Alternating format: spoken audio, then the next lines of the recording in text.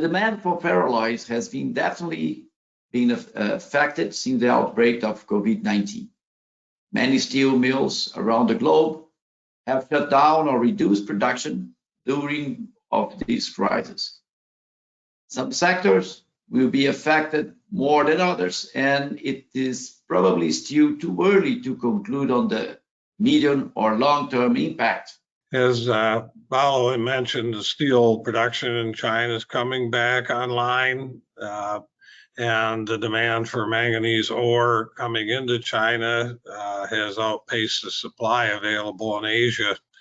So we're seeing a large increase in manganese ore prices, and weaker demand from the ferroalloy producers buying manganese ore, and steel customers are partially offsetting that uptick in the pricing side of manganese ore, but it's a major concern. From a raw material standpoint, again, fortunately, we have not seen any disruption from any of our raw material suppliers. Our raw materials also come from very rural areas of the country that have not had the severe effect of the COVID-19 virus.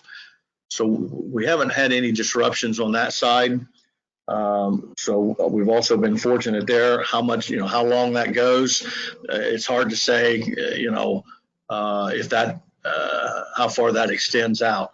The only issue from a raw material side that we foresee may be on the scrap side. Ferrochrome production, as I mentioned, registered a sharper drop from Q4, 29% drop, but it was a similar drop from last year. It dropped 15% from last year. So production dropped in the first quarter of this year back to 2017 levels. So the Chinese market was hit, but perhaps not as hard as it could have been hit. The problem with that material is the leftover, the buildup of inventory in the warehouse doesn't have a lot of places to go, as we have almost no spot business in America these days. So it's a weird situation, because you might have a buildup in spot material, but there's almost nothing you can do with it. You have to wait out of time, or maybe ship it overseas. So if you look at the supply contracts in North America, whether it was ferromanganese or ferrosilicon or ferrochrome, as the offtakes decrease, the buildup of inventory doesn't really affect the price in the short term, because there's nothing you can do with it.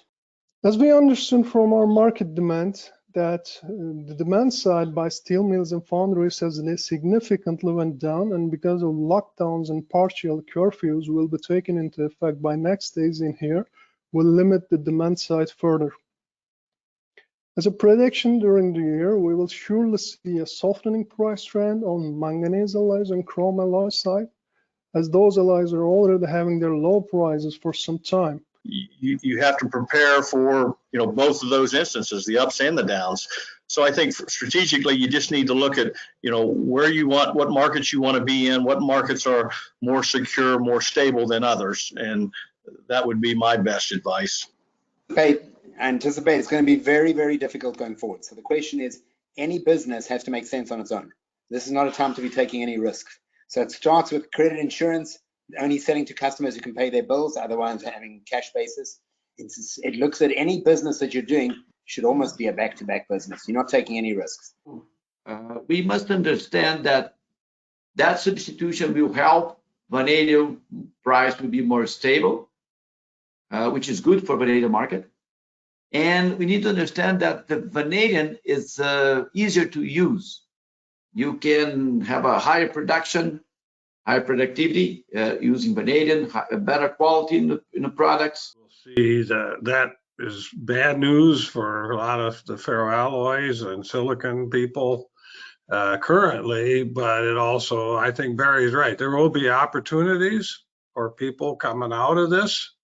There'll be gaps in the supply industry that need to be made up on short-term basis. So I think we've got to look at that, but a good management team is going to keep inventories at the minimum and as low as possible during this time.